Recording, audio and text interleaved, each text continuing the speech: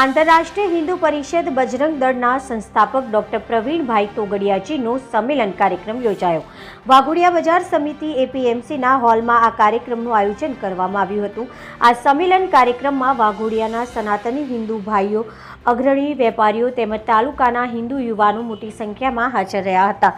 તમામ હિન્દુ ભાઈઓએ ડોક્ટર પ્રવીણભાઈ તોગડિયાજીનું પુષ્પહારથી સ્વાગત કર્યું હતું। અનિચ્છનીય બનાવ ન બને તેને લઈને Waghodia police station PI Prithvirajsinh Jadeja દ્વારા બંદોબસ્ત ખડકી દેવામાં આવ્યો હતો। રિપોર્ટર મૌલિન વ્યાસ, બીએન ન્યૂઝ ગુજરાતી, વાઘોડિયા।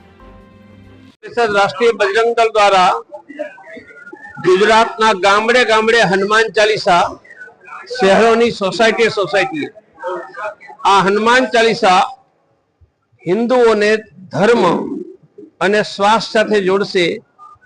આજે જ આંકડા છે કે ગુજરાતમાં ડાયાબિટીસનું જબરજસ્ત પ્રમાણ, 5મા ગામના બાળકો પ્રી ડાયાબિટીક સ્ટેજમાં આવી ગયા છે અને ડાયાબિટીસ એમાં અડધા લોકોને તો ખબર જ નથી કે ડાયાબિટીસ છે।